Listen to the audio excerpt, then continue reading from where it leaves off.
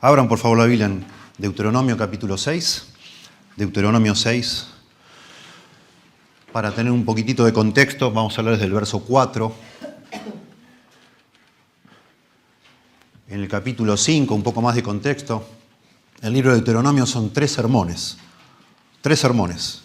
Del 1 al 4 es un sermón, del 5 al 12 o del 5 al 26 es otro sermón, pero del 5 al 12 es el corazón de ese sermón y el corazón del libro. Y al final, los últimos capítulos son el tercer sermón. En el capítulo 5 se llama Deuteronomio, Deutero, segunda ley. Es la segunda vez que se da la misma ley, la ley que se dio en Éxodo 20. En Deuteronomio 5 se repiten los 10 mandamientos. Se recuerda, Moisés recuerda cuando él entregó los mandamientos, Dios les entregó a él y él los bajó al pueblo, como tembló todo, como un relámpagos. Hubo fuego, un terremoto, voz de sonido de trompeta, y cómo el pueblo tuvo miedo, mucho miedo, capítulo 5. Y cómo Dios le dijo, ¿viste cómo se han asustado? Y Dios le dijo, capítulo 5, verso 29, ojalá tuviesen tal corazón que me temiesen todos los días para que guardasen todos mis mandamientos, para que les fuese bien a ellos y a sus hijos para siempre. El deseo de Dios de que nosotros lo obedezcamos, no solo para que nos vaya bien a nosotros, sino a nuestros hijos y a los hijos de nuestros hijos para siempre. Y entonces en el capítulo 6 es como que por primera vez, porque no estaba eso en el libro de Éxodo, a esta nueva generación, la primera generación que escuchó los mandamientos en Éxodo 20, fueron infieles a Dios y murieron casi todos en el desierto. Y ahora está la segunda generación, están a punto de entrar a la tierra prometida, van a recibir casas que nunca edificaron, cultivos que nunca cultivaron, animales que nunca criaron, van a recibir todo servido porque Dios les va a entregar la tierra. Y están ellos, detrás de ellos está la generación de sus padres, que fue infiel, que murmuró en el desierto. Y delante de ellos está una tierra servida, pero es una tierra que está habitada por paganos. Y van a recibir, de golpe, de venir 40 años pasando necesidad, de golpe van a hacerse ricos, digamos así, prósperos. Y hay toda una preocupación en el libro de Deuteronomio sobre la fidelidad de la siguiente generación. Dios le avisa a Moisés, y Moisés lo escribe, ellos no van a ser fieles, no lo van a hacer. Van a torcer su corazón, se van a olvidar de mí. Y en ese contexto, en el corazón de este sermón, y ese es el gran énfasis de este libro, ¿no? Moisés habla casi como un abuelito, con mucha ternura, mucha ternura. Entonces, comenzando en el versículo 4, vamos a leer desde el 4, dice, oye Israel, Jehová nuestro Dios, Jehová uno es, y amarás a Jehová tu Dios de todo tu corazón y de toda tu alma y con todas tus fuerzas. Y aquí viene el pasaje que quiero explicar, versos 6 al 9. Y estas palabras que yo te mando hoy estarán sobre tu corazón y las repetirás a tus hijos y hablarás de ellas estando en tu casa y andando en el camino y al acostarte y cuando te levantes. Y las atarás como una señal en tu mano, y estarán como frontales entre tus ojos. Y las escribirás en los postes de tu casa y en tus puertas. Hice la investigación para este sermón, y escribí el sermón hace 13 años atrás. Cuando mi hijo mayor tenía 18, mi hija tenía 15 y el más chico tenía 7 años. Vivíamos en Estados Unidos y busqué en ese momento, año 2008, en Estados Unidos, donde vivíamos, busqué y encontré esta estadística. Por supuesto, yo preocupado por mis hijos, muy preocupado. Más preocupado que cuando vivía acá en Argentina, mucho más preocupado. Rodeado de una cultura que no parecía tan mala como parecía acá, y yo notando que mis hijos, y hasta quizás nosotros mismos, estábamos fascinados con lo que nos rodeaba y nuestro corazón corría peligro. Y leí esta estadística en aquella época, 2008. Cada día en Estados Unidos, en aquel año, 1.000 adolescentes solteras se convertían en madres. 1.106 adolescentes abortaban por día. 4.219 adolescentes contraían una enfermedad de transmisión sexual. 500 adolescentes comenzaban a consumir drogas cada día en Estados Unidos en el año 2008. 1.000 adolescentes comienzan a beber alcohol. 135.000 niños traen un arma de fuego u otra arma a la escuela. 3.610 adolescentes son asaltadas o asaltados, 80 de ellos violados por día.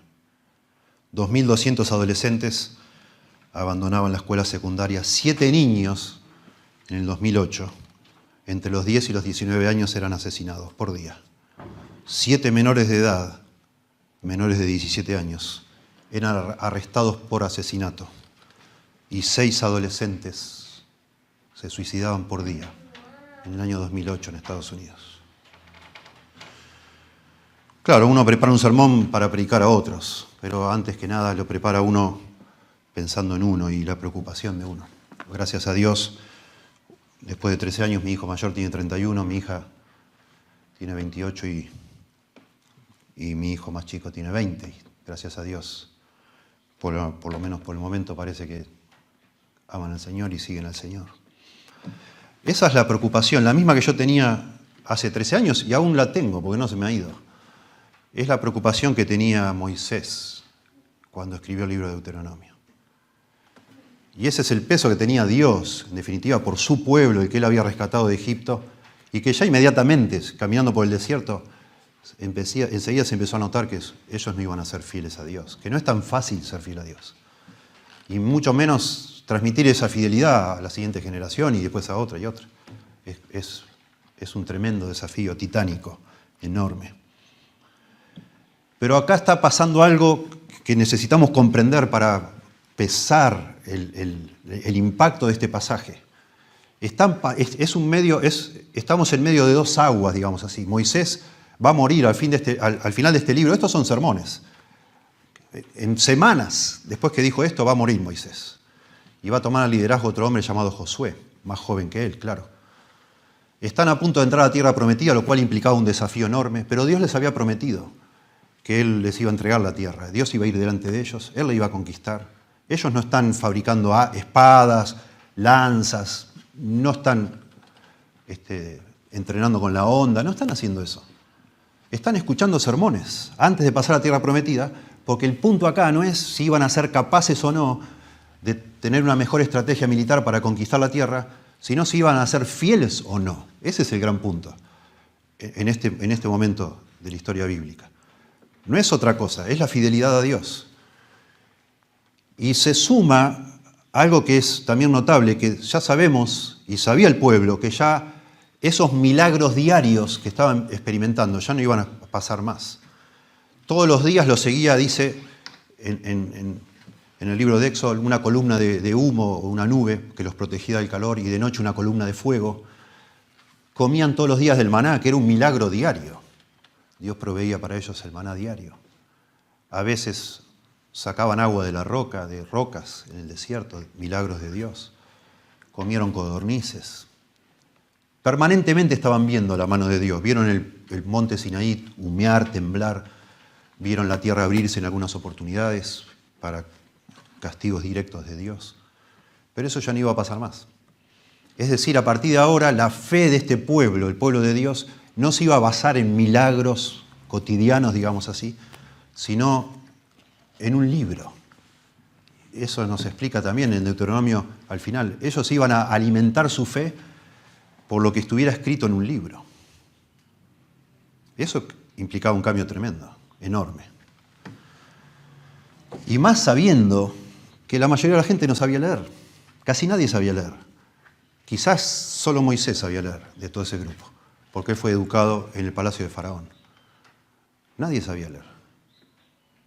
Imagínate, a partir de ahora tu fe va a estar basada en un libro que no podés leer, porque la cultura es una cultura oral, no es una cultura escrita. Y Moisés escribe estos primeros 5 libros de la Biblia, llamados la Torá, la ley de Moisés. Y la idea de Dios es que este pueblo, a partir de que termina todo el deambular por el desierto y llegan a la tierra prometida, es que ellos comiencen a vivir por fe en lo que está escrito en un libro. Y eso no es tan fácil. Eso representa un desafío, pero enorme. No sé si podemos imaginarlos la proporción que tiene eso, elaborar un sistema educativo basado en un libro para que un pueblo que no sabe leer pueda guiar su vida. ¿Cómo haces eso? ¿Cómo lo haces? No había materiales tampoco para hacer copias. Imagínense allí en los llanos del Moab, en esta meseta que está en el lado oriental del río Jordán, donde ellos podían ver la tierra prometida. Imagínense a ellos haciendo todo un sistema para hacer copias, para que en cada casa haya un libro. No tenían ni los materiales, ni la tinta, nada, ni el conocimiento. No iba a ser así, iba a haber un solo libro que se iba a colocar en un solo lugar y cada 7 años, se nos enseña acá, tenía que juntarse todo el pueblo de Israel para escuchar cómo se les leía oralmente ese libro. Cada 7 años. Cada 7 años. Y todo el sistema de sacerdocio que se explica en el libro, aquí también en el libro de Moisés, llamado Levítico, iban a estar todos en la misma ciudad. Porque para evitar la idolatría, toda la adoración, todos los cultos, los ritos, todo se iba a hacer en un solo lugar, donde estaba la ley, donde iban a tener la copia de la ley. Y la gente iba a vivir a lo largo de un territorio que no es pequeño tampoco. No es, por supuesto, tan grande como nuestro país, pero es extenso, claro que sí. Imagínate unos 40 kilómetros de ancho y más de 100 kilómetros de largo, todos pueblitos distribuidos, y allí personas tratando de que sus hijos amen al Señor, de que sus hijos sigan en los caminos del Señor, enseñándoles lo que dice un libro que no lo tienen en la mano. Y si lo tuvieran no sabrían cómo leerlo. ¿Cómo haces eso? Tremendo. Si hubiera sido la idea de Dios que los sacerdotes fueran de pueblo en pueblo para enseñar, aún así no hubiera funcionado. No fue la idea de Dios. No fue, pero si hubiera sido, también hubiera sido tremendamente complicado. Lo que nos dice este pasaje es que el plan de Dios para que la siguiente generación sea fiel es que los padres, el papá y la mamá de cada uno de esas criaturas, amen a Dios y enseñen a sus hijos. Eso es lo que está diciendo acá. Y eso no ha cambiado, a pesar de que hoy, por supuesto, yo no sé las estadísticas, pero probablemente el 90% de la población en casi cada país del mundo está alfabetizada, digamos, y puede leer, y hay copias de la Biblia por todas partes. Pero no ha cambiado eso. Lo que Dios ha diseñado para transmitir la fe, el amor a Dios, la fidelidad a Dios, es que nuestros papás y mamás amen a Dios, sean fieles a Dios y nos transmitan eso. Cosa que un sistema educativo tradicional no podría hacer jamás. Un sistema educativo tradicional te podría enseñar la letra de la ley, pero no de corazón para que vos ames al Señor. Y eso sigue vigente hoy, como decimos. Los padres somos los principales responsables de enseñar a nuestros hijos a amar a Dios. Y es notable la manera que está tan concisa, pero tan profunda que está en este pasaje diseñado esto. En primer lugar, por supuesto, si vamos a enseñar a amar a Dios a alguien, necesitamos un manual, el contenido, digamos. Pensémoslo como un sistema educativo. Si vamos a establecer un sistema educativo, ¿qué es lo que es acá? Necesitamos el contenido, necesitamos, por supuesto, los maestros y necesitamos la metodología. Bueno, estos 3 elementos están en estos versículos. ¿Qué se va a enseñar? Por supuesto, estas palabras, dice acá, que yo te hablo hoy, estas palabras. No es que se nos da la libertad de decir qué vamos a decir y cómo lo vamos a decir, sino que nos enseña. Nos enseña, en primer lugar, tenemos un manual, la Biblia. Claro que sí. En este caso eran los libros de Moisés. Fueron escritos para transmitir la fe, para que las personas podamos creer. La fe es por el oír y el oír es por la palabra de Dios. Pablo le dice a Timoteo que desde la niñez has sabido las sagradas escrituras, las cuales te pueden hacer sabios para la salvación que es en Cristo Jesús. La única manera que un ser humano puede amar a Dios y creer en Dios con esa fe auténtica que realmente transforma a una persona es por medio de la palabra de Dios, la Biblia, un libro escrito. Fue escrito por Dios o por hombres inspirados por Dios para que tuviera contenido en estas mismas páginas ese poder de Dios que da vida espiritual. Y si vamos a transmitir la fe a alguien, necesitamos usar este libro, que produce fe, que aviva el corazón. Y entonces comienza diciendo estas palabras que yo te hablo hoy. Versículo 6, ¿no? Capítulo 6, verso 6. Estas palabras que yo te hablo hoy. Bueno, acá hay una discusión que no es menor y no es inútil. ¿A qué se refiere con estas palabras? Estas palabras. ¿Qué quiere decir Moisés? La frase, estas palabras que yo te mando hoy, se repite también en 12:28, la misma frase, estas palabras que yo te mando hoy. La frase más cortita, estas palabras, se repite en 5:22, 31:1, 31:28, 32:45. Si pensamos un poco la implicación de que esta frase se repita en varias partes del libro de Deuteronomio, podríamos pensar que lo que está diciendo Moisés se refiere a todo lo que está en el libro de Deuteronomio. ¿Sí? Estas palabras que yo te hablo hoy, las que está predicando Moisés, como decíamos, son 3 sermones. Podría incluir todo el libro de Deuteronomio o incluso toda la ley de Moisés. Podría ser. Sin duda, toda la ley fue escrita de nuevo para producir fe, para que amemos a Dios, para que entendamos quién es Dios, que nos demos cuenta de su santidad, de su justicia y aún de su misericordia. Claro que sí, todo está explicado. Desde Génesis hasta Deuteronomio tenemos un cuadro de Dios realmente asombroso, que nos produciría ese asombro que lleva a la adoración y finalmente al amor y a la fe. Claro que sí. Pero el problema con esto, de nuevo, es cómo podía un padre israelita poner en su corazón todo el libro de Deuteronomio, o incluso toda la ley, peor. ¿Cómo lo hacían? Imposible. ¿Hasta cuándo? Imagínense que hubieran organizado de nuevo días intensivos antes de cruzar la tierra prometida. Hubiera muerto Moisés, hubiera seguido Josué y vaya a saber hasta qué edad de Josué, hubieran estado todos tratando de recordar este libro de la ley, digamos, todas estas palabras. Suena como que no iba a ser práctico. Y aún así, imaginemos que hubieran hecho el intento. Hubiera requerido también que cada tanto, no sé, los sacerdotes, los expertos de la ley, recorrieran todo el país para chequear si realmente cada papá estaba enseñando correctamente o habían empezado a distorsionar, pues habían olvidado partes de la ley. No hubiera sido demasiado práctico. No hubiera sido posible. Lo ideal hubiera sido tener como una especie de condensación, digamos así, de toda la ley en algo pequeño, en algo condensado, pero que tuviera toda la esencia, por decir así, de toda la ley en pocas palabras. Ahí sí podría ser. Bueno, y eso asombrosamente es lo que dice el versículo 4 y el versículo 5. Que Jesucristo dijo que resumen toda la ley. Deuteronomio 6, versos 4 y 5 es llamado la Shema. En hebreo Shema es oye. Oye. Deuteronomio 6, 4 dice, oye Israel, Jehová vuestro Dios, Jehová uno es. Y amarás a Jehová con todo vuestro corazón, con toda vuestra mente, etc. Como dice acá, y amarás a Jehová tu Dios de todo tu corazón y de toda tu alma y con todas tus fuerzas. Según Jesucristo,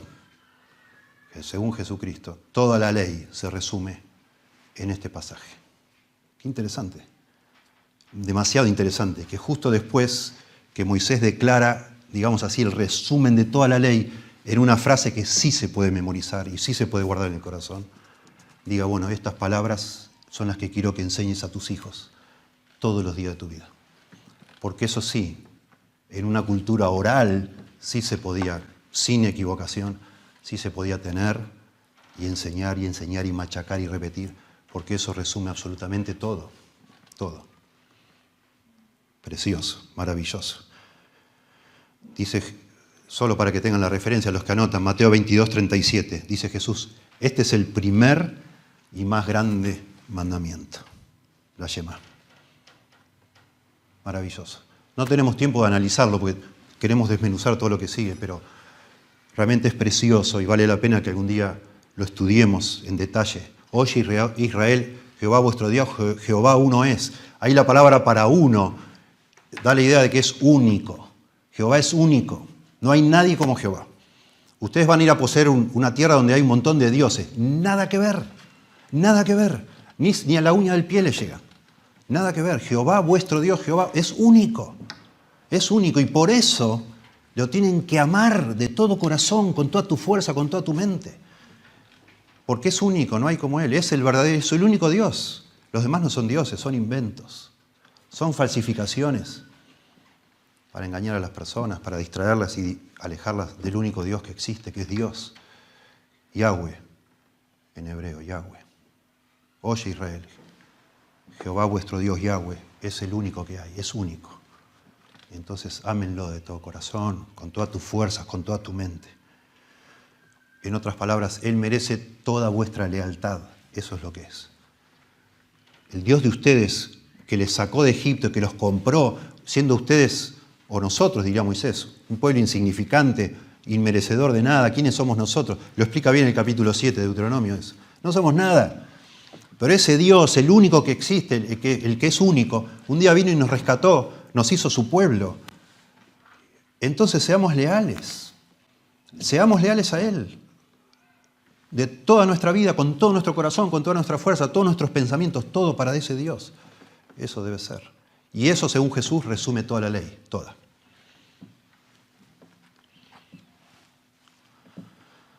Qué precioso de pensar. Si te pones a analizar todo lo que está, por lo menos en el Pentateuco, en los libros de Moisés, lo que hace es contribuir a eso, a que amemos a Dios, a que nos demos cuenta que es el único Dios. Él es el Creador, capítulo 1 y 2 de Génesis. Él es el Redentor, que una vez que Adán y Eva, los primeros hombres, se alejan, Dios les busca y trata de restaurar y promete que va a venir una solución. Y todo lo que ves, parece que Dios todo el tiempo, cuando fue inspirando a Moisés para escribir el Pentateuco, estaba pensando en las generaciones siguientes. Es muy precioso, por ejemplo, solo les hago pensar en esto como muestra. En Éxodo 10:2, parte del Pentateuco también, Dios le dice a Moisés, entra a la presencia de Faraón, porque yo he endurecido su corazón y el corazón de sus siervos, para mostrar entre ellos estas mis señales. Y va a hablar de las plagas, ¿no? Las 10 plagas de Egipto.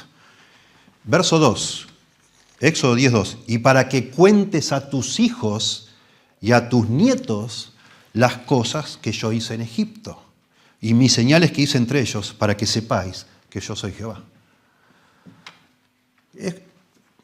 Piensen en las implicaciones de eso. Es como si Dios dijera, la verdad yo los podría sacar de otra manera de Egipto, pero yo los voy a sacar de la manera más complicada posible, de la manera más increíble, asombrosa, única, milagrosa que se pueda imaginar, para que ustedes tengan que contarle a sus hijos y a sus nietos.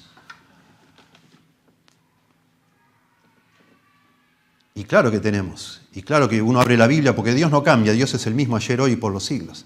Y uno abre la Biblia y lee, y tenés allí historia tras historia tras historia de lo maravilloso que es Dios, de lo único que es Yahweh.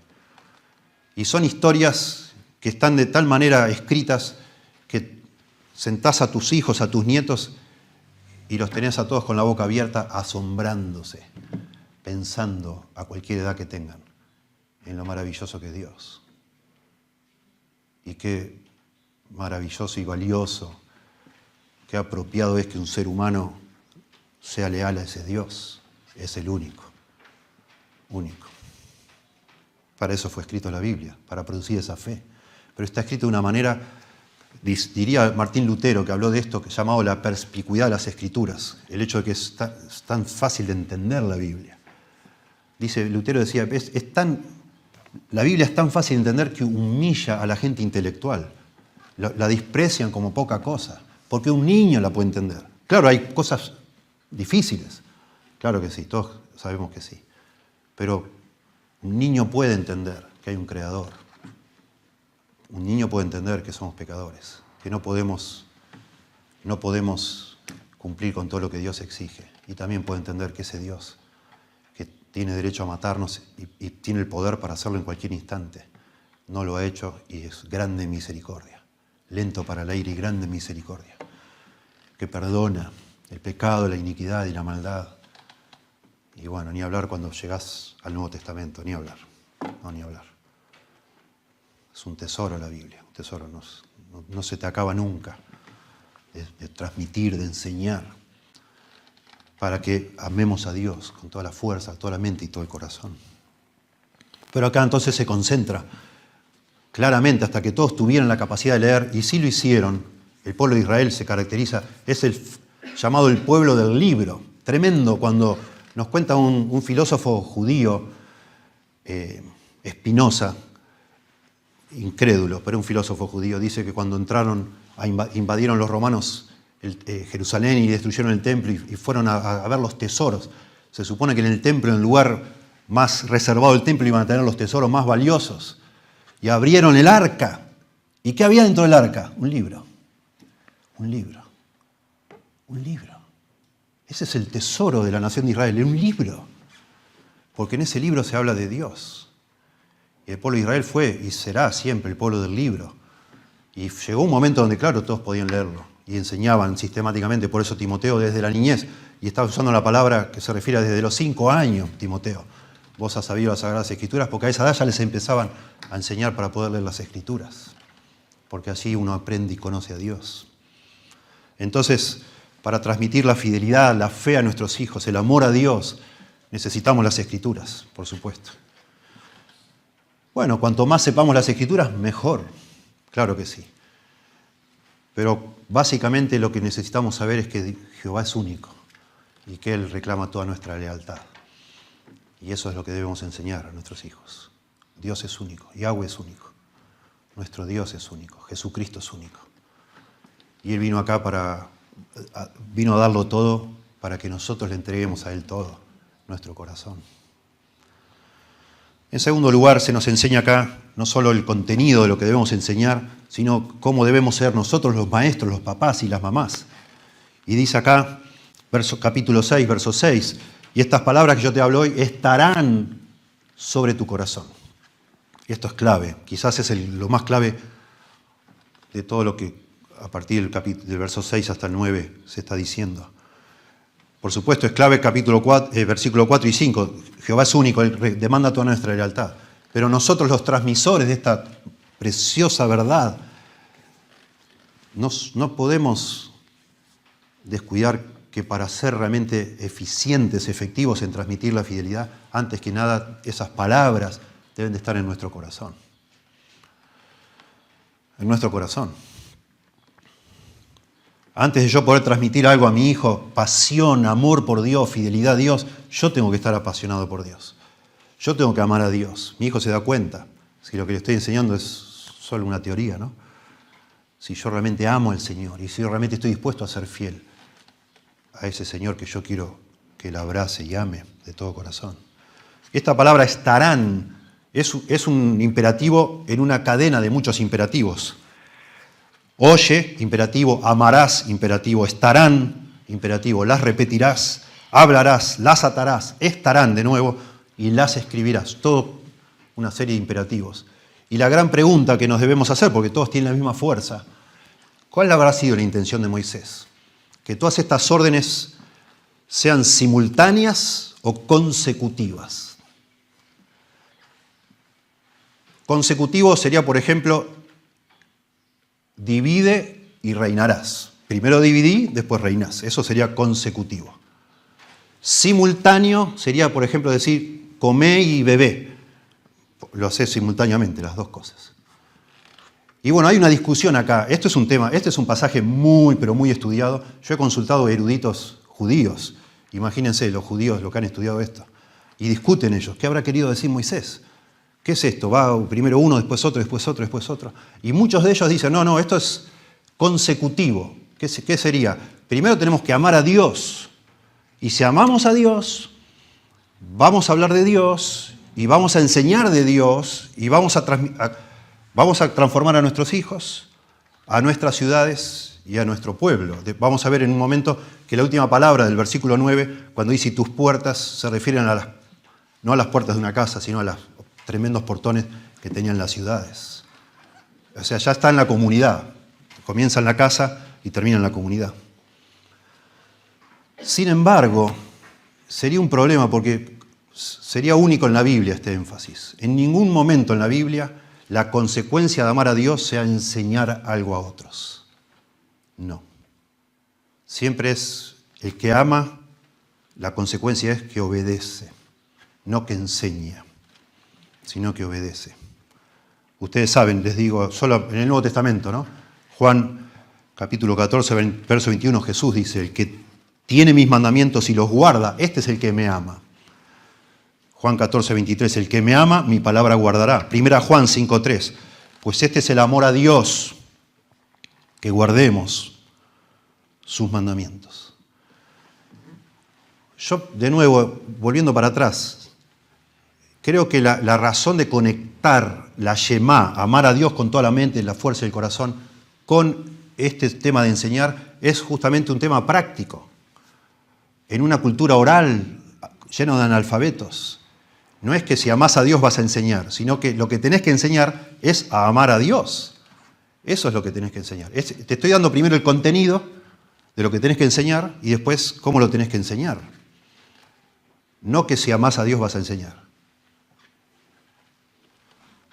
Y acá lo que está diciendo es muy importante. Dice, estas palabras estarán en tu corazón. Y tener las palabras o ciertas palabras de la Biblia en nuestro corazón no significa que las memoricemos. Por supuesto, no quita que lo hagamos, pero es mucho más que solo memorizar. Si no hubiera usado la palabra corazón. La palabra corazón en el Antiguo Testamento, lev o levav en el hebreo, es el centro de todo nuestro ser interior. Es casi, no sé si es tan apropiado, como hoy nosotros hablamos de la conciencia. En el corazón uno piensa, en el corazón uno decide, en el corazón uno dirige toda su vida. Sobre toda cosa guardada, guarda tu corazón, dice Proverbios, porque de él mana la vida. Es el centro de control de todo nuestro ser. Poner algo en el corazón, o tener algo que esté en el corazón, es mucho más que solo memorizar.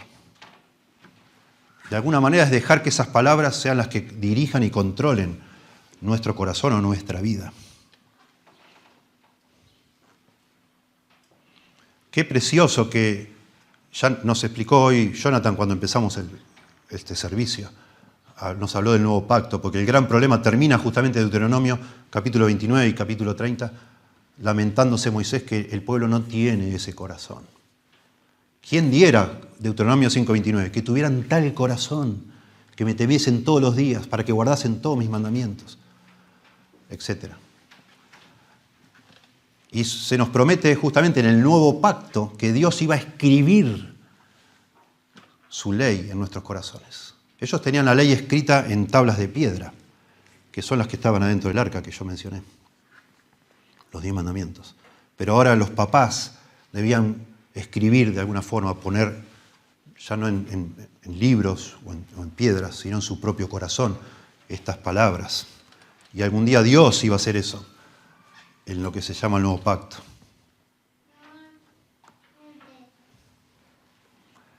Poner en tu corazón ciertas palabras en la Biblia es hacerles caso. Y les quiero remitir a una historia y les voy a hacer buscarla porque es asombroso. Les voy a hacer buscar, es una de las plagas en Egipto. Sí, en Éxodo capítulo 9, dejen la mano ahí, ¿no? Pero en donde estamos en Deuteronomio, pero vayamos a Éxodo capítulo 9. Noten qué interesante, qué bien explicado que está lo que significa poner palabras en el corazón. Éxodo 9, verso 18.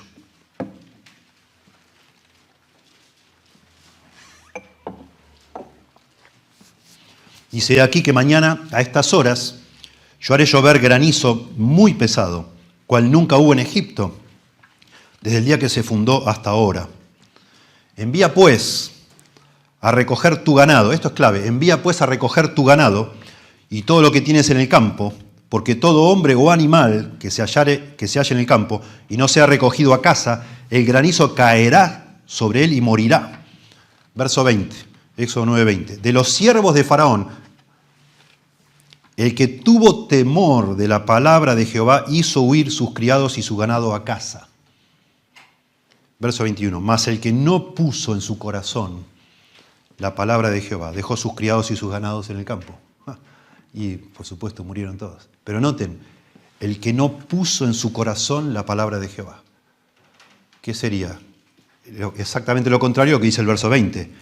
El que tuvo temor de la palabra de Jehová, sacó todo el campo. El que no tuvo temor, o sea, el que no puso en su corazón, o sea, el que no le hizo caso, el que no le importó, no hizo nada y murieron todos, por supuesto.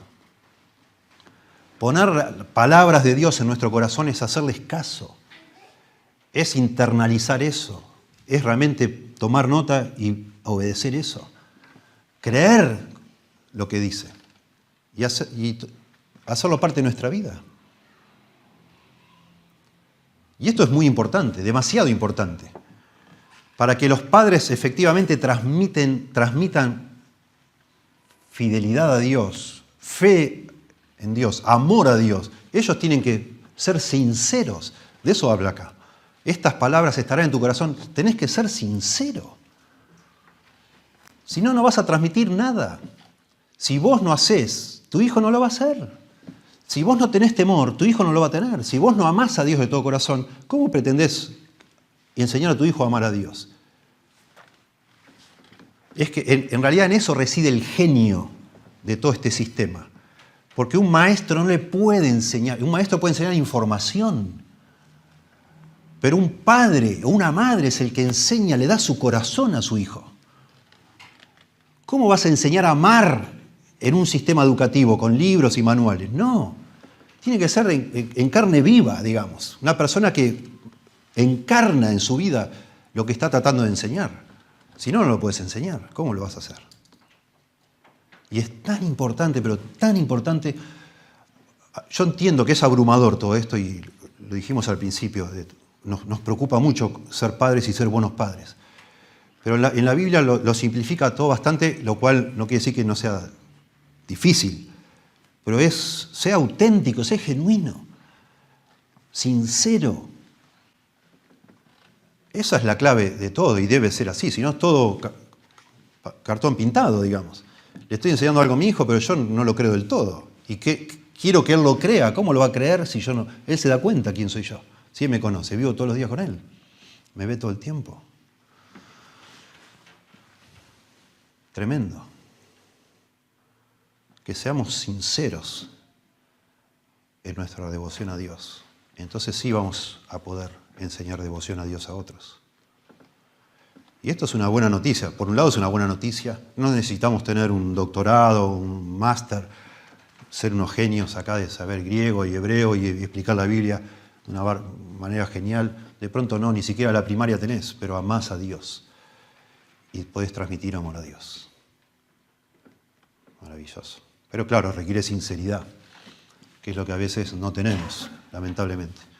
Para muchos a veces el aspecto religioso de la vida es casi como un juego. Es una gimnasia, digamos, externa, hacer ciertos ritos, ciertas cosas. Pero en la Biblia, una persona religiosa es una persona que lo vive, lo respira, lo palpita en todas las áreas de la vida. Lleva a Dios a todos lados, teme a Dios y vive de acuerdo a lo que Dios dice en todos los aspectos. Hace negocios según lo que dice Dios, se maneja con los vecinos como dice Dios, etcétera, etcétera. Y tu hijo te lo ve todo el tiempo. Y aprende. Y lo va absorbiendo. Claro que la iglesia está para ayudar, claro que sí, ni hablar. Nosotros en la iglesia, como lo fue en su momento la sinagoga en el pueblo judío, estamos para ayudarte a conocer mejor a Dios, a entender. Cada vez que venís y te sentás en un sermón, la idea es que eso también nos encienda el corazón para Dios y volvamos de alguna manera a revivir, a refrescar ese amor por el Señor, para que después vayamos a casa y transmitamos eso. Claro que sí. Pero acá el énfasis recae sobre los papás. Si algún día mis hijos se alejan del Señor, yo no puedo echar la culpa a la iglesia donde yo iba. No puedo, no debo. La culpa es mía, en todo caso. La responsabilidad fue mía. Yo tenía que transmitir eso a mis hijos. Ellos me veían a mí por sobre todas las cosas.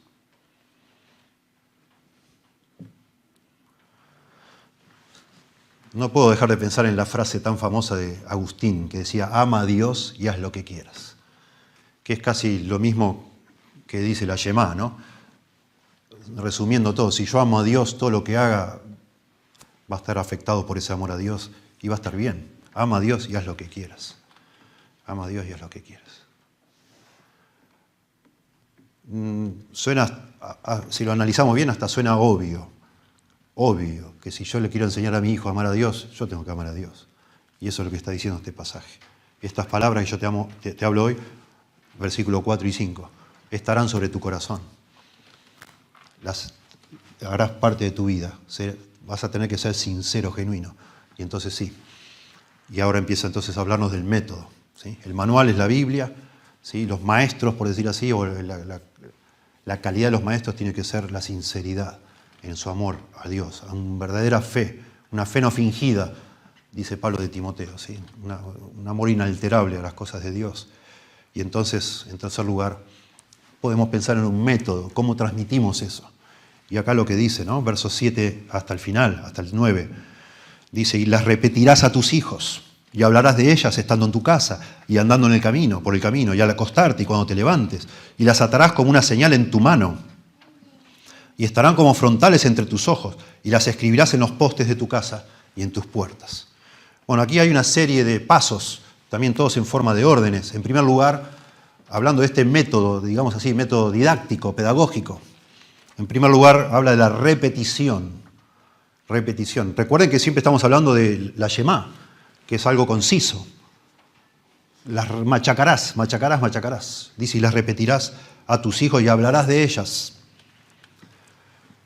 Y bueno, de nuevo, una cultura oral, repetir, repetir, repetir. Y aún una cultura escrita, ¿cómo no? Hasta el día de hoy yo me acuerdo de los énfasis de mis padres, y me encanta, y les agradezco. Y hasta nosotros adivinábamos, y nos reíamos con mis hermanos, de que ya sabíamos lo que iba a decir mi papá. Todo lo que se empieza se termina. Me lo dijo, pero hasta el hartazgo. Y dijo, todo lo que se empieza se termina. Y yo, no, papi, no, ahora no. Terminalo. Gracias a Dios por eso. Y otras de sus frases. Acá es algo mucho más importante, claro. Por supuesto. Ama a Dios, ama a Dios, ama a Dios. Con toda tu fuerza, toda tu mente y todo tu corazón. Repetición. Repetir conceptos. Recitarlos. Interesante, recitar es citarlo otra vez. Recitarlos, insistir, inculcar, esa es la idea de inculcar. Inculcar algo es repetir, repetir, repetir. Infundir en el ámbito de tu hogar, de tu vida, de tus cosas, ¿sí? Habla la idea es de insistir con fuerza, conceptos, ideas, valores, implicaciones. Vas como de distintas facetas. Claro, es amar a Dios con toda tu fuerza, toda tu mente y todo tu corazón, pero en la práctica, bueno, mirá, acá tiene que ver con toda tu mente. Acá va el tema de la mente. Amad a Dios. Esto no lo vamos a hacer. Pero papá, vamos a perder un montón de dinero. Bueno, amamos a Dios. En casa amamos a Dios. Lo tenemos que hacer. Dios dice esto, lo vamos a hacer. Etcétera. Y de cada ángulo posible mostrás cómo todo eso tiene sentido con todas las áreas de la vida. Constante repetición. Es casi podemos imaginar como un escultor que está martillando miles de veces para ir dejando grabado en una piedra un mensaje que lo van a ver por muchas generaciones. Y ahí estamos cincelando y cincelando y cincelando en el corazón y la mente de nuestros hijos. El concepto más valioso que un ser humano puede entender. Yahweh es único y requiere nuestra lealtad. Es único. Dale todo tu corazón, hijo mío. Dáselo. No te va a defraudar jamás. Jamás. Repetición. En segundo lugar, reflexión. Dice acá, y hablarás de ellas. Me encanta el verbo hablar. Es eso, hablar. No los sermoneás a tus hijos, sino hablás con una forma natural. Es como que vas entretejiendo la enseñanza de Dios, la fe en Dios, el amor a Dios, en las conversaciones de toda la vida, hablando de manera natural. Porque todo tiene relación con Dios, porque este es el mundo de Dios. Y todo nos habla de Dios, todo. Entonces, en todo momento, hablando de lo que sea, lo podés meter a Dios y no es algo forzado, al contrario. Sí, ese es el mundo de Dios. Todo tiene que ver con Dios. Todo. Y entonces un papá que ama a Dios, ve a Dios en todas partes. O la ausencia de Dios, en el sentido del ser humano, lo que es capaz de hacer, ¿no? Porque en esta creación todas las criaturas obedecen a Dios, menos los seres humanos. Que Dios les dio esa libertad asombrosa de revelarse. Pero podemos ver eso y podemos mostrar. Mira, hijo, y tal cosa, y tal otra, y tal otra. Esto diseña Dios, mirá, acá lo vemos. Etcétera. Todo el tiempo, hablando. No solo reflexión, me encanta de hablar, pienso en el concepto de espontaneidad. Espontaneidad, es porque es hablar en el momento donde tu hijo parece que quiere escuchar. Es muy lindo cuando uno cría a sus hijos, es muy hermoso como ellos, a medida que van creciendo, su curiosidad de alguna manera nos va guiando a los papás de qué hablar y qué no hablar. Porque él mismo te va preguntando, ¿y papá y esto? ¿Y papá y esto? ¿Y qué significa esto? Y te la sirve así en bandeja la oportunidad para decir, mira hijo, eso es porque somos pecadores, hijo. Papá, vos me dijiste que no le pegue a este nene. Pero le volví a pegar. Le volví a pegar, papá. Y sí, yo te entiendo, hijo. Vos sabés que yo hago las mismas cosas. Yo hago un montón de cosas que yo no quiero hacer y las hago igual. Pues yo soy un pecador, hijo. Yo no me olvido de las charlas que tuve con mi hijo. Se ponía a llorar mi hijo. Un día mi hijo me contó una historia en el auto y dice, papá, no sabes lo que hice. No sabes lo que hice, papá. Y lloraba él. Y yo le digo, hijo, yo soy igual, hijo, somos iguales. Yo soy un pecador también. Tremendo. Con cosas más simples, cosas más cotidianas de la vida, todo el tiempo, oportunidades para hablar de Dios. Es fascinante, yo les mostré recién en Éxodo cuando Dios lo manda a Moisés a hablar con Faraón para que tengan cosas de que hablar a sus hijos. Y es fascinante cómo a lo largo de todo el Antiguo Testamento, sobre todo en la ley de Moisés, Dios le dice a Moisés, hace esto, hace lo otro. Y en muchos casos relacionado con ritos, la Pascua, la consagración del primogénito, etc. Y dice, cuando le va instruyendo Dios a Moisés, le dice, para que cuando tu hijo te pregunte, papá, ¿qué es esto? Le digas. Les doy la lista de algunos versículos y algunos los leo. Por ejemplo, Éxodo 13:8, ahí está la Pascua. La Pascua fue en el capítulo 12, en el 13 es la consagración de los primogénitos. Y dice, y le contarás en aquel día a tu hijo, diciendo, se hace esto con motivo de lo que Jehová hizo conmigo, etcétera, etcétera. Acá tenemos esta celebración. Y algún día tu hijo va a tener curiosidad. ¿Y por qué nosotros celebramos esto si los vecinos no celebran nada? ¿Qué es esto? ¿Por qué hacemos así? ¿Por qué el pan se come sin levadura, papá? ¿No podemos comer cualquier pan? No, hijo. Y hablas. Y hablas. Y cuando mañana, dice Éxodo 13:14, y cuando mañana te pregunte tu hijo diciendo, ¿qué es esto? Y ahí le explica, dice, aprovechá y enseñale. Hermoso.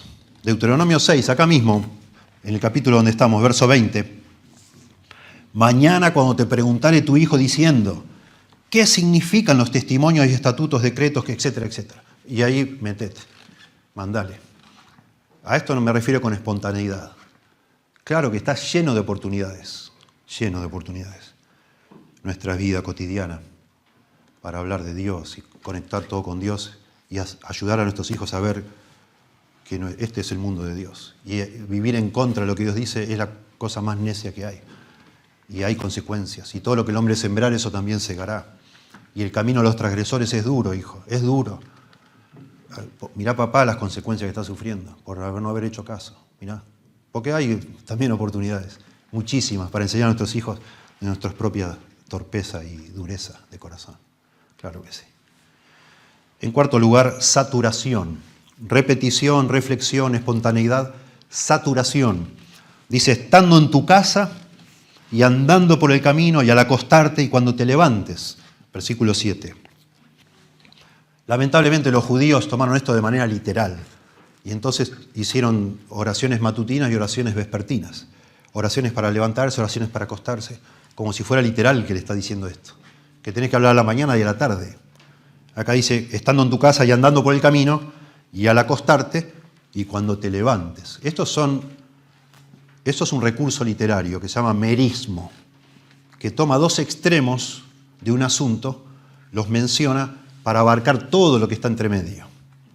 Decimos damas y caballeros, o sea, todos los que están acá en este salón, damas y caballeros. ¿Sí? Trabaja de día y noche, trabaja todo el tiempo, es lo que estamos tratando de decir. ¿Sí? Anda de acá para allá, anda por todos lados. Son frases que usamos todo el tiempo que es como interesante de escuchar, pero está tratando de abarcar todo lo que hay entre medio. Cuando acá dice, estando en tu casa y andando por el camino, es un merismo. O sea, cuando estás en tu casa y cuando estás afuera, o sea, en todos lados. No hay un lugar apropiado para enseñarle a tu hijo. Todos los lugares son apropiados. Y cuando te acuestes y cuando te levantes, no hay un tiempo apropiado. En cualquier momento, en todo lugar y en todo momento. Eso es lo que está diciendo. La oportunidad se te va a dar en el momento menos pensado. Hablale de Dios. Repetí otra vez. Mostrale quién sos. Si realmente las palabras de Dios están en tu corazón. Mostrale esa sinceridad, la humildad, etc. Cuánto amás a Dios y cómo Dios hace una diferencia en tu vida, en todo tiempo y en todo lugar. Es precioso cómo la combinación de todas estas órdenes, ¿sí? Las repetirás y hablarás en todo momento y en todo lugar, va creando un efecto. Es como que toda la vida tiene que estar relacionado con las cosas de Dios. Por supuesto, esto implica que nosotros gastamos tiempo con nuestros hijos. Compartimos tiempo con nuestros hijos. Si no, es imposible aplicar esto. Nos conectamos con nuestros hijos. Es tan importante, hermanos.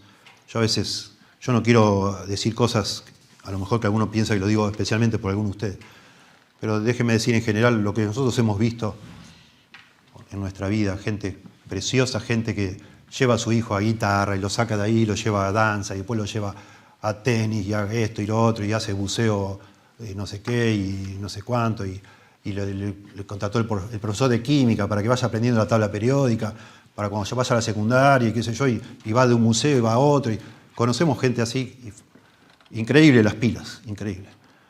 Pero acá está hablando de algo mucho más importante y mucho más simple y más básico.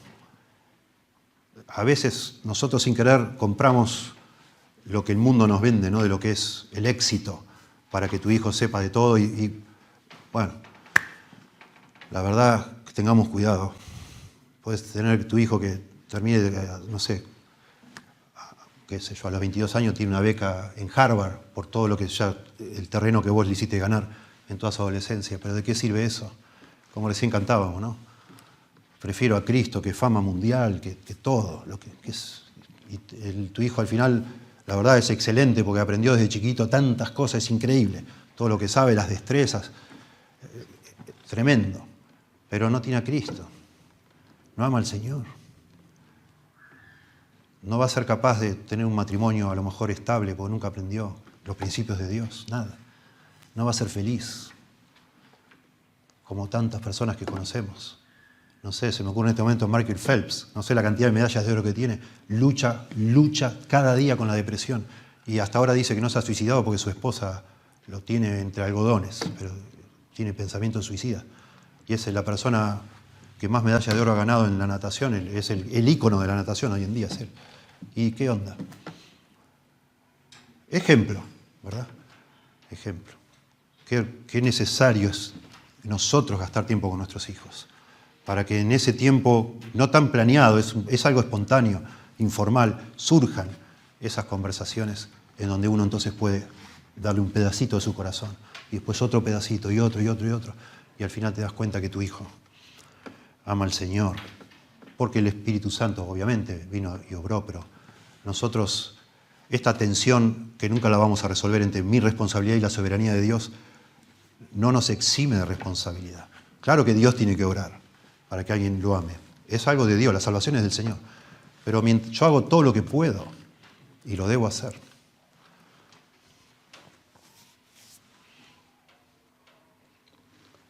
Persistencia. Yo dije antes, saturación en todo lugar y en todo tiempo. Persistencia. Déjeme, antes de meternos acá, déjeme meter otra nota que para mí es muy interesante, muy valiosa, de cómo está armado todo la Biblia en general, pero el Pentateuco en particular, la ley de Moisés. ¿Sí? No se trata solo de conocer sobre Dios, se trata de amar a Dios. Esta es una de las palabras claves de Deuteronomio. La palabra corazón se repite en Deuteronomio más que en ningún otro libro de la Biblia. Y la palabra amar. Es la primera vez en toda la Biblia donde se manda a alguien a amar a Dios en Deuteronomio. Pero también se habla del amor de Dios, que antes no se había hablado. Porque eso se trata, del corazón. Y entonces no alcanza con leer, con estudiar, no alcanza. Noten, en Deuteronomio, como en el resto de la Biblia, tenemos amenazas de castigo. Bueno, está bien, ¿eso puede producir temor? Claro que sí. Tenemos historias asombrosas de milagros. ¿Eso puede producir asombro? Claro que sí. Claro que sí. Y lo necesitamos también. Hay promesas de bendición. Y está bueno que estén también, porque nos entusiasma. Decir, bueno, vamos a obedecer a Dios porque nos va a bendecir. Y hay historias, etcétera, etcétera. Hay toda una gama de recursos para que nosotros conozcamos a Dios, entendamos a Dios, temamos a Dios, nos asombremos con Dios, adoremos a Dios. Pero todos esos aspectos se quedan cortos, porque el objetivo central es amar a Dios. Amar a Dios. Y para eso se nos cuenta en la Biblia. Por eso es que la Biblia es tan preciosa. Porque para amar yo a Dios, y acá voy a explicar brevemente lo que es el Evangelio. El Evangelio es la clave. Yo amo a Dios cuando me doy cuenta que Dios me perdona. El mismo Dios que me tiene que matar ya es el que me perdona, pero me perdona a un costo infinito. Porque Él mata a su Hijo en la cruz. Y eso produce amor. Ver el monte temblar y las luces y el terremoto y qué sé yo, me hace ¡ah! Y le tengo temor a Dios. Buenísimo. Genial. Pero no me produce amor. Amor empieza a surgir en mi corazón cuando empiezo a darme cuenta que yo merezco morir, merezco estar en el infierno desde el día en que nací. Y no solo no estoy allí, sino que ese infierno lo sufrió Jesucristo, la segunda persona de la Trinidad, para que yo sea aceptado por Él. Y eso, la Biblia lo dice, nosotros amamos a Dios porque Él nos amó primero. Y entonces, claro, ¿cómo sé que me amó primero? Por lo que hizo por mí. Yo abracé eso y ahora yo amo a Dios. Y ahora puedo, por la gracia y misericordia de Dios, puedo no solo amarlo yo a Dios, sino tratar de contagiar a otros para que amen a Dios. De eso se trata. Y de eso es lo que repito. De eso es lo que insisto. De eso es lo que trato de manera espontánea, en todo momento, ver todas las conexiones. Para decirle, hijo, mirá quién somos, mirá quién sos vos, mirá quién soy yo, tremendo. Hijo, no me pidas perdón a mí, pedile perdón a Dios. Busca a Dios, hijo. Necesitamos a Dios. Y un par de detalles más acá que no son menores. Dice, versículo 8, yo le llamo acá persistencia, pero esto lo preparé, como les dije, hace 13 años, y voy a modificar un poco del verso 8 y el verso 9 en cuanto a las aplicaciones para nosotros. Todo esto sucede en el contexto de una nación que reconoce al mismo Dios, aunque por supuesto siempre hay excepciones y hay personas que no lo cumplen. Pero hay un contexto en el cual, que no es el nuestro.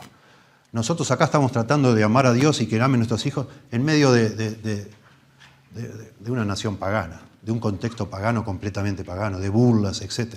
Que no es lo que pasaba en Israel. Dice acá, y las atarás, estas palabras, siempre son estas palabras, como una señal en tu mano y estarán como frontales entre tus ojos. También los judíos tomaron esto literal y se hicieron unas cajitas de cuero con unas tiritas y se ponían acá la cajita de cuero, ustedes verán fotos, y se la atan acá en el cuello y se ponían acá, y adentro de esa cajita de cuero hay 4 versículos de la Biblia donde se menciona, la palabra acá es totapot, en el hebreo totapot, que después le llamaron ellos tefilim, y en el Nuevo Testamento le llaman filacterias. Ellos tomaron literalmente esto de atar las palabras en la frente y en el brazo. Entonces, a la mañana, cuando se levantan, agarran una de esas filacterias o tefilim, se lo atan en el brazo y oran a Dios con 4 versículos puestos adentro de la cajita de cuero. No es literal, no es literal. No tengo mucho tiempo y no lo quiero gastar argumentando, pero no es literal esto, no lo es. Sabemos que no es literal porque cuando establece allá también en Éxodo la ceremonia de la Pascua y de la consagración del primogénito, también les dice, Éxodo 13:9, y te será como una señal sobre tu mano y como un memorial delante de tus ojos. ¿Qué te vas a poner acá? La Pascua en el brazo y la Pascua en la frente. Es una frase que tiene otro sentido, claramente metafórico. En Proverbios también dice, átalas a tu cuello, escríbelas en la tabla de tu corazón. Guarda mis mandamientos, dice en otro lado, y vivirás, y mi ley como la niña de tus ojos, lígalos a tus dedos. Escríbelos en la tabla de tu corazón, Proverbios 7:3.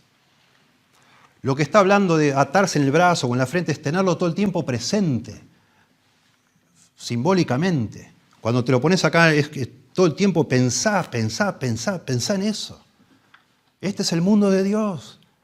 No es tu mundo, es el mundo de Dios. Busca a Dios, atátelo en tu brazo cuando trabajes.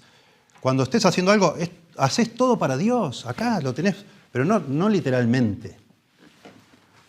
Está hablando otra vez de la lealtad a Dios en todas las cosas de la vida. Hermoso cuando, y nos gusta a todos en el libro de Cantar de los Cantares, el amado le quiere hacer saber a su esposa que él la tiene siempre presente.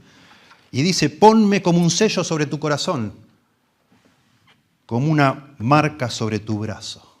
Cantares 8:6. Quiero que estés todo el tiempo pensando en mí, que yo esté presente en todo lo que haces. Hacete una marca en el brazo. No está hablando de un tatuaje, ni de un tefilín, no está hablando de eso. Está hablando de todo el tiempo, cuando estás trabajando y estás usando tus brazos, acordate de mí, todo el tiempo. Y después dice, y las escribirás en los postes de tu casa. Y esto es literal. Y esto es literal. Porque acá, de nuevo, y en el contexto es muy interesante, porque dice que cuando Jehová, tu Dios, verso 10 del capítulo 6, te haya introducido en la tierra que juró a tus padres, Abraham, Isaac y Jacob, que te daría, en ciudades grandes y buenas que tú no edificaste, y casas llenas de todo bien que tú no llenaste, y cisternas cavadas que tú no cavaste, viñas y olivares que no plantaste, y luego que comas y te sacies, cuídate de no olvidarte de Jehová tu Dios, que te sacó de la tierra de Egipto de casa de servidumbre. Y les manda a Dios escribir estas palabras en los postes, que es la Shemá. Amarás al Señor tu Dios con toda tu mente, todo tu corazón, todas tus fuerzas. Esta casa es de Dios. Y es interesante, de nuevo pensando en niños que van creciendo y toda la vida vieron ahí grabado en el poste de la casa, en el dintel de la puerta, un pasaje de la Biblia que es el que resume todos los mandamientos. Y se le va como, lo tiene ahí presente. Casi como un recordatorio visual. Nosotros somos del Señor. Es impresionante, no sé si alguna vez usted pensó cómo, no sé, yo soy de Independiente, por ejemplo. Pregúntame por qué. Yo te explico por qué. Porque cuando tenía 6 años, el papá de un amigo mío le pidió permiso a mi papá para llevarme a la cancha Independiente. Por eso soy Independiente. La primera vez que pisé una cancha en mi vida era la cancha Independiente, cuando tenía 6 años. Y me fascinó, quedé enloquecido. Después fui de nuevo varias veces con esa persona también y soy Independiente. Y mis hijos son de River, porque mi suegro era de River, ¿no? Y la cartuchera de River, y la carpeta de la escuela de River, y todo de River. Decile a mi hijo que cambie de equipo. No lo va a cambiar, no importa que salga último. No interesa. Es rarísimo como somos, pero así somos. Se nos va quedando cosas, ¿no? Qué interesante que Dios le diga a su pueblo, bueno, van a tomar casas que ustedes no construyeron, pero ahí mismo ya la van a apropiar, digamos así. Esto es del Señor. Y que tu hijo vea y vea y vea y vea y todo el tiempo vea. Nosotros somos del Señor, somos del Señor, somos del Señor. Y entonces algún día, cuando tu hijo esté apartado, capaz, y él esté deseando comer la comida de los cerdos, como el hijo pródigo, y piense, ¿dónde puedo encontrar ayuda? Ah, en el Señor. Cierto. No solo mi papá amaba al Señor, sino nosotros somos del Señor. Nosotros somos de Yahweh, no de Balán, no de Baal, no de Moloch. Somos de Yahweh. Voy a buscar a Yahweh. Y eso tiene que ver cuando dice al final, y en tus puertas. Y ahí está hablando de las puertas de las ciudades. Es muy interesante, las ciudades la mayoría de ellas tenían un muro. Las ciudades eran amuralladas por la forma de guerra de aquella época. Y en las puertas de la ciudad es donde se hacía todo el comercio, donde se juzgaba. Las personas prominentes de la ciudad, en las puertas de la ciudad, se paraban ahí ciertas horas del día para que la gente fuera a consultarles, para hacer juicios, resolver contiendas, etc., y comprar y vender. Y ahí tenían que estar en las puertas escrito estas palabras. Jehová, vuestro Dios, Jehová uno es, y amarás al Señor, etc., etc. Y también, qué interesante, y esto habla de la comunidad, y yo no veo un paralelo aquí hoy. Sé de historias de gente que, no sé, ha visto un cartel en una cancha de fútbol que dice Juan 3:16. Ha visto un cartel así y después lo miró y alguno se convirtió. Interesante. Pero me parece que sería medio como tan profundo todo esto medio sonso, digamos, pensar en que ese sería el sentido. De nuevo, en un país donde hay una especie de teocracia como fue Israel, también es muy valioso, no solo que tus papás amaban al Señor y te machacaron, la puerta de tu casa, ahí tenía, en el dintel estaba eso del Señor, y vas a la ciudad y la puerta de la ciudad y es como que no te puedes escapar, por lo menos. Estás rodeado de testimonios de amar al Señor, amar al Señor, amar al Señor. Yahweh es único. En ese contexto. Bueno, hoy en día yo no pondría, no sé si pondría algo en la puerta de mi casa, sí pondría algunos cuadros, ¿por qué no? Algún versículo bíblico, diríamos la Biblia en casa, que haya Biblias en mi casa, que mi hijo me vea orar, me vea leer la Biblia, fuerte, todo eso, impresionante, impactante. Que mi hijo un día entre sin llamar a la puerta de mi dormitorio y me vea arrodillado ahí, qué hermoso. Me pesque, digamos, y no que lo hice para que me vea. Él no ay, perdón, papá. Y que se acuerde, mi papá oraba por mí, pero no para mandársela aparte, lo hacía de verdad, yo lo vi. Tremendo, cómo me gustaría que me recuerden así mis hijos, ¿no? Y claro, y sale a las puertas de la casa, acá, afuera, nada. Y yo entonces pienso en la comunidad y pienso en la importancia. En Israel era distinto, hoy estamos en otra dispensación. Qué importante que nuestros hijos tengan una iglesia donde estar. Y que vaya, no sé, a la casa de Patricia, mi hijo, y vea que Patricia también tiene una Biblia, y tiene el mate ahí, tiene la Biblia. Y de pronto sale una charla, están hablando de cocina, y Patricia le habla del Señor a mi hijo. Y no sé, viene Lucía a mi casa y ve que amamos al Señor. Y hay una comunidad donde, si bien no es la comunidad de toda la ciudad, pero mi papá no es el único loco acá. Hay otros que aman al Señor y viven de acuerdo al Señor. Y mi papá en casa, estamos comiendo y me dice, ¿te fijaste, Emanuel, lo que hace? ¿Te fijaste lo otro? Mira qué lindo, qué hermoso, qué bendición. Y entonces siento que pertenezco. No soy el único loco de Independiente, digamos. Hay otros. Y no estamos locos. Y le veo la vida y veo el testimonio y digo, qué bendición. Yo quisiera, si algún día me puedo casar, quisiera tener una familia como la de Pablo y Belén, etcétera, etcétera. Imagínense, hermoso. Qué importante. De nuevo, hermanos, y aplicando esto, ya terminando. Qué importante, pensando en nuestros hijos, claro, está bueno lo que decíamos hoy de los deportes, del arte, qué sé yo, pero qué importante a la hora de elegir a dónde vivir también pensar en una iglesia para nuestros hijos. Es muy complicado todo esto, como decíamos al principio, es algo titánico transmitir la fe a nuestros hijos y hacerlo solo es más difícil todavía, más complicado. El apoyo de una comunidad de personas sinceras, porque esa es la clave, que de verdad aman a Dios, que no soy el único que ama a Dios, otros aman a Dios. Y es un testimonio viviente de que el Señor está. Miren, yo escribí esto hace 13 años y pensaba, hace 13 años no había celulares inteligentes, sí había celulares pero no inteligentes.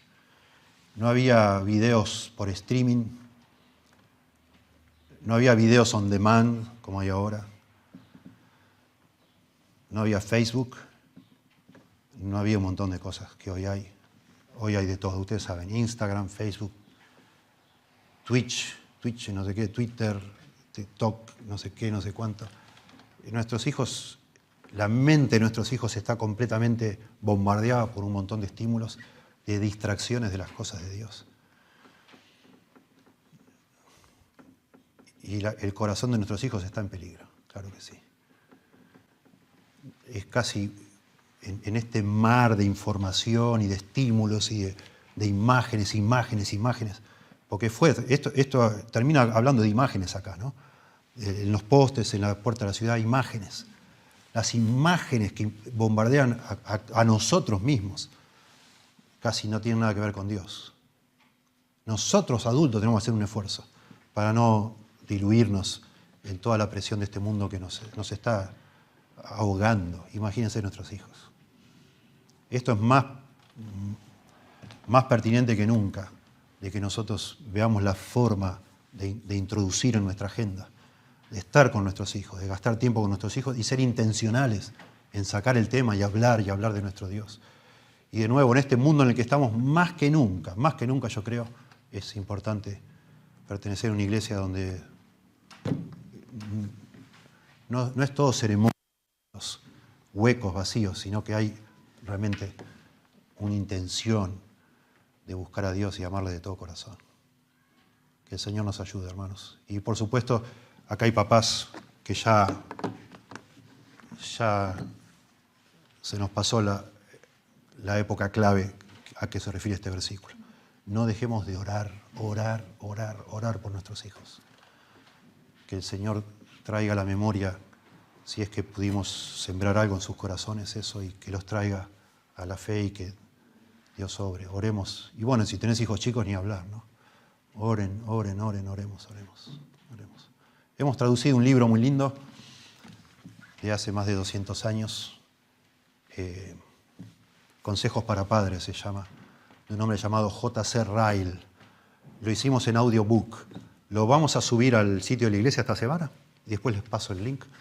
Me parece que es un hermoso recurso para complementar con esto que estamos hablando. Y bueno, oremos unos por otros, oremos por los que son papás entre nosotros, que el Señor nos ayude. Ayudémonos. Esto es demasiado para uno solo. Sí. Te damos gracias, Señor, por tu palabra. Por favor, úsala en nuestro corazón. Señor, sobre todas las cosas, queremos ser sinceros, tener una sincera devoción a ti, a Jesucristo, un verdadero amor a ti, inspirado por tu amor, que tomó la iniciativa para salvarnos. Por favor, Señor, ayúdanos. Ayúdanos a ser humildes, enseñables, temerosos, piadosos, devotos a ti, Señor. Sinceros para transmitir ese amor a Dios a nuestros hijos, a nuestros nietos. Por favor, Señor, ayúdanos, perdónanos, Señor. Nosotros luchamos con nuestras propias inconsistencias, nuestras incoherencias, Señor, morales. Nosotros cedemos al pecado tanto, Señor, y nuestros hijos nos ven y saben. Que por favor nos vean humillarnos, arrepentirnos, pedir perdón, buscarte de todo corazón, Señor. No que nos vean impecables, sino que nos vean temerosos de ti cuando pecamos, que te buscamos, Señor, que nos humillamos ante ti y ante otros cuando hace falta, Dios. Por favor, ayúdanos, dale la fe a nuestros hijos. Nosotros que creemos en ti y hemos vivido y sabemos, hemos vivido en el mundo y sabemos lo que es el mundo y lo que el mundo da y el engaño del pecado, el engaño del mundo y el engaño de Satanás, Señor. Por favor, líbralos a nuestros hijos y a los que ya se han alejado de ti. Por favor, tráelos, Señor. Úsanos. Usa esta iglesia para que ellos puedan volver a ti, Dios, y terminen siendo un tesoro, un trofeo de tu gracia, Señor. Por favor. Que sea exaltado sobre todas las cosas, no nosotros como papás o mamás, qué bien que lo hicimos, sino tu gran amor, tu misericordia, tu gracia, Señor. Eso es lo que queremos que suceda con nuestros hijos. Si se han desviado, si no están haciendo bien, que tú por favor, les tengas misericordia y los uses para exaltarte tú, Señor, no nosotros. Ayúdanos, por favor, Dios, te rogamos en el nombre de Jesús. Amén.